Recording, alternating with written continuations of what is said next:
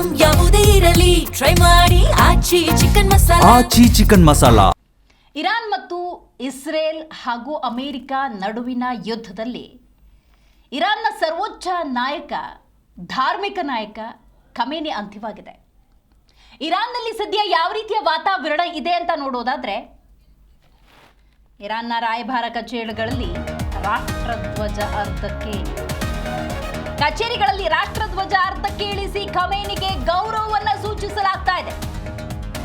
ಸರ್ವೋಚ್ಚ ನಾಯಕ ಅಯತುಲ್ಲಾ ಖಮೇನಿ ನಿಧನ ಹಿನ್ನೆಲೆಯಲ್ಲಿ ಶೋಕಾಚರಣೆ, ಇರಾನ್ನಾದ್ಯಂತ ಶೋಕಾಚರಣೆ. ಜಗತ್ತಿನಾದ್ಯಂತ ಇರುವ ಇರಾನ್ ಕಚೇರಿಗಳಲ್ಲಿ ಶೋಕಾಚರಣೆ. ದೆಹಲಿ ಸೇರಿದ ಹಾಗೆ ವಿವಿಧ ದೇಶಗಳ ರಾಯಭಾರ ಕಚೇರಿಗಳಲ್ಲಿ ಗೌರವ ಸೂಚಕವಾಗಿ ಶೋಕಾಚರಣೆಯನ್ನ ಮಾಡಲಾಗ್ತಾ ಇದೆ.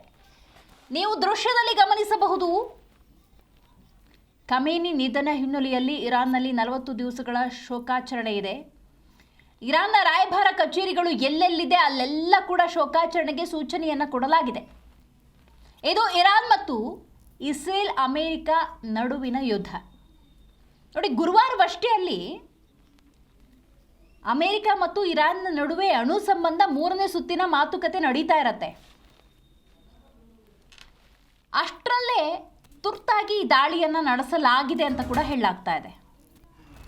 ಅತಿ ಹೆಚ್ಚು ಅಣ್ವಸ್ತ್ರವನ್ನು ಹೊಂದಿದ್ರೆ ಇದು ಜಾಗತಿಕ ಮಟ್ಟದಲ್ಲಿ ದೇಶದಾದ್ಯಂತ ನೀವು ಗಮನಿಸಬಹುದು, ವಿಶ್ವ ಮಟ್ಟದಲ್ಲಿ ಬಹಳಷ್ಟು ಸಮಸ್ಯೆಯನ್ನು ತಂದೊಡ್ಡತ್ತೆ ಅನ್ನುವಂತಹ ಅರಿವನ್ನು ಇಟ್ಕೊಂಡಂತಹ ಅಮೆರಿಕ ಹಲವಾರು ವರ್ಷಗಳಿಂದ ತಾಕೀತು ಮಾಡ್ತಾನೆ ಬರ್ತಾ ಇರತ್ತೆ. ಇಸ್ರೇಲ್ ಈ ವಿಚಾರವಾಗಿ ಇರಾನ್ ಜೊತೆ ಯಾವ ಮಾತುಕತೆಗೆ ಚರ್ಚೆಯನ್ನು ನಡೆಸ್ತು ಅಂತ ನೋಡೋದಾದರೆ, ನೀವು ಅಣ್ವಸ್ತ್ರವನ್ನು ಹೊಂದೋದಕ್ಕೆ ನಮ್ಮ ಆಕ್ಷೇಪ ಇಲ್ಲ. ಇಸ್ರೇಲ್ನ ಮಾತಿದು.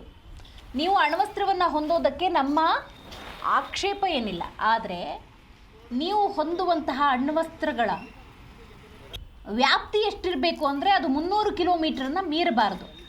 ಈ ರೀತಿ ಹಲವಾರು ಒಪ್ಪಂದಗಳಿಗೆ ಇಸ್ರೇಲ್ ಮತ್ತು ಇರಾನ್ ಮುಂದಾಗಿರ್ತವೆ. ಆದರೆ ಇರಾನ್ ಇದಕ್ಕೆ ಸುತಾರಾಮ್ ಒಪ್ಪಿಕೊಳ್ಳೋದೇ ಇಲ್ಲ.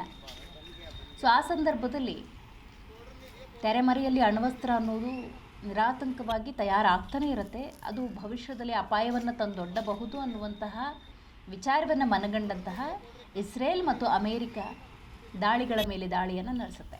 ಹಾಗಂತ ಇರಾನ್ ಏನು ಸುಮ್ಮನೆ ಕೂತ್ಕೊಳ್ಳೋದಿಲ್ಲ. ಅತಿ ಹೆಚ್ಚು ಹಣವನ್ನು ಇರಾನ್ ಇನ್ವೆಸ್ಟ್ ಮಾಡಿರೋದೆ, ಹೂಡಿಕೆ ಮಾಡಿರೋದೇ ಶಸ್ತ್ರಗಳ ಮೇಲೆ, ತಮ್ಮ ರಕ್ಷಣಾ ಪಡೆಯ ಮೇಲೆ. ಅಮೆರಿಕ ಹಾಗೂ ಇಸ್ರೇಲ್ ದಾಳಿಗೆ ಪ್ರತಿ ದಾಳಿಯನ್ನು ನಿರಂತರವಾಗಿ ಇರಾನ್ ಮಾಡ್ತಾನೆ ಬಂದಿದೆ. ಹಾಗಾಗಿ ಯುದ್ಧ ಸಂಭವಿಸಿತು. ಅಮೆರಿಕಕ್ಕೆ ಒಂದು ಹಂತದ ಮುಖಭಂಗವನ್ನು ಮಾಡುವಂಥ ನಿಟ್ಟಿನಲ್ಲೂ ಕೂಡ ಇರಾನ್ ತನ್ನದೇ ಆದಂತಹ ಪ್ರಯತ್ನವನ್ನು ಮಾಡಿತು. ಈಗ ಇರಾನ್ ದಾಳಿಯನ್ನು ಮಾಡಿದ್ರಲ್ಲಿ ನೀವು ಗಮನಿಸಬಹುದು, ಕೊಲ್ಲಿ ರಾಷ್ಟ್ರಗಳನ್ನು ಟಾರ್ಗೆಟ್ ಮಾಡುತ್ತೆ. ಯಾಕಂದರೆ ಅಲ್ಲೆಲ್ಲ ಕೂಡ ಕೊಲ್ಲಿ ರಾಷ್ಟ್ರಗಳು ಅಂತ ಏನಿದೆ ಅವೆಲ್ಲವೂ ಕೂಡ ಅಮೇರಿಕಾಗೆ ಸಪೋರ್ಟನ್ನು ಮಾಡ್ತವೆ. ಅಲ್ಲಿ ರಾಯಭಾರ ಕಚೇರಿಗಳಿದ್ವು.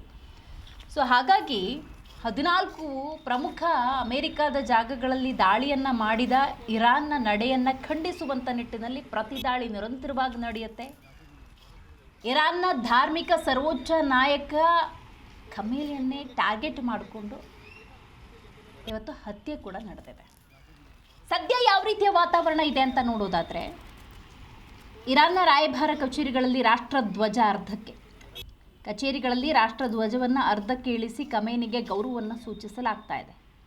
ಜಗತ್ತಿನಾದ್ಯಂತ ಇರುವಂಥ ಇರಾನ್ನ ರಾಯಭಾರ ಕಚೇರಿಗಳೆಲ್ಲಿದೆ ಅಲ್ಲೆಲ್ಲ ಕೂಡ ಈ ಸೂಚನೆಯನ್ನು ಕೊಡಲಾಗಿದೆ. 40 ದಿವಸಗಳ ಶೋಕಾಚರಣೆ ಅಂತ ಕೂಡ ಹೇಳಲಾಗ್ತಾ ಇದೆ.